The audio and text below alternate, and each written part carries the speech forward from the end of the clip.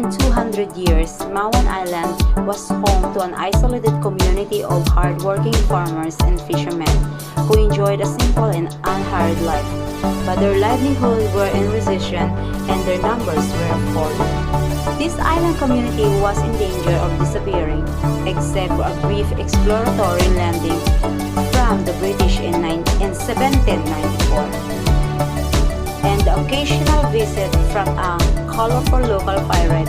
The island of Mawan was virtually ignored, existing almost unnoticed until 1897, when the Chinese Imperial Maritime Customs set up a checkpoint there to monitor trade between the Pearl River Delta and Hong Kong.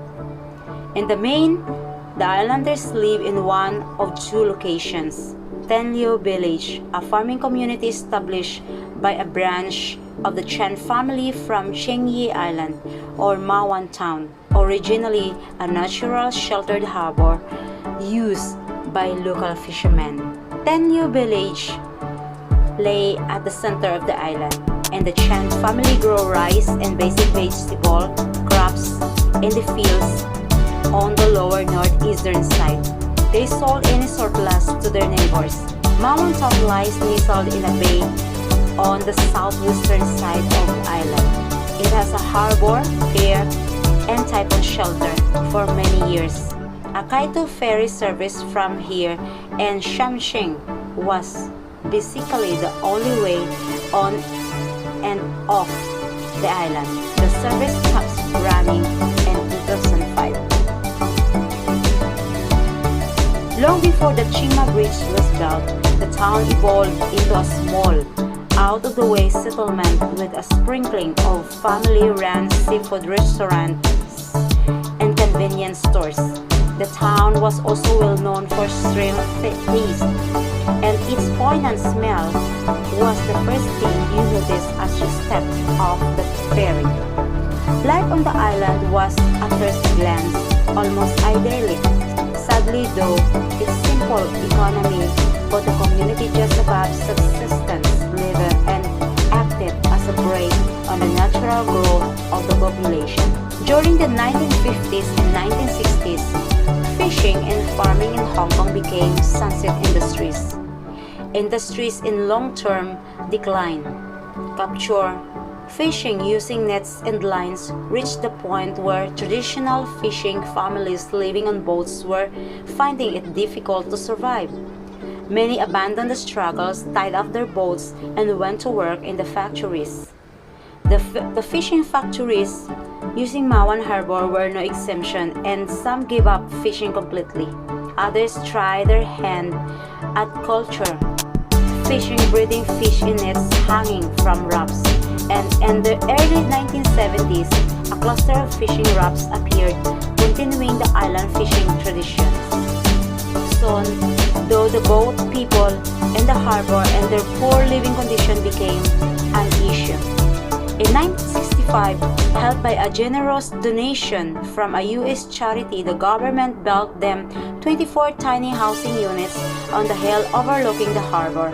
These dwellings became known as the Fisherman's Village. These houses were so simple. They had no baths or showers. The families had to share communal showers and toilet blocks. The resultant increase in the number of families in the town put pressure on the island's delicately balanced economy and resources. And in 1989, the government announced what the islanders thought would be their salvation: the road to the new Lantau Link. 2 bridges and a raised viaduct joining the new territories with Lantau would cut across and be supported on Mawan Island. After the 1997 official opening of the Lantau Link, things moved fast. The new resort-style residential development Park Island started growing out of the abandoned fields of the northeastern side of the island. The sweeping curved access road appeared. The much larger new Tenliu Village rose up from where the old village once stood.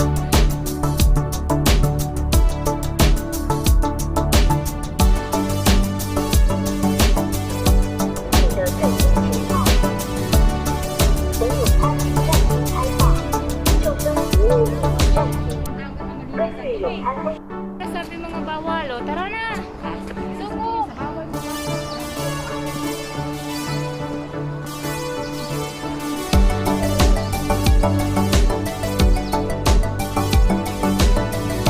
So, this pagka.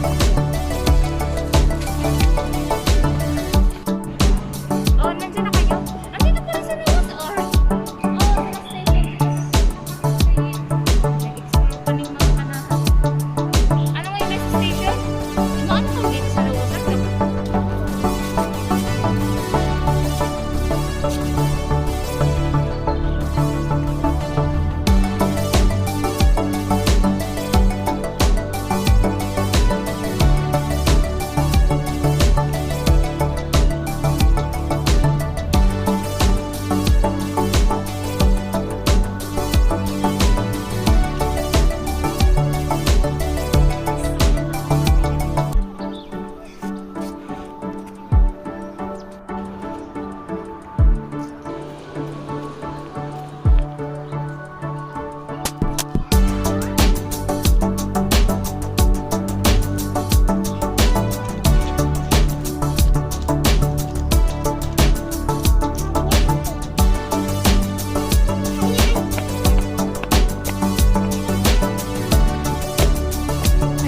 It's just like this.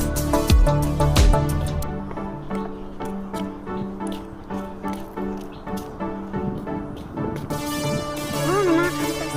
Oh, it's a camping area.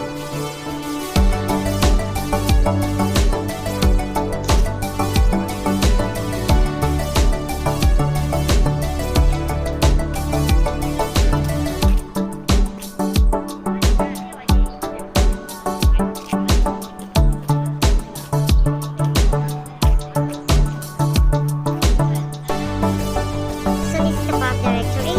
Sabi niya, you are here. Dito.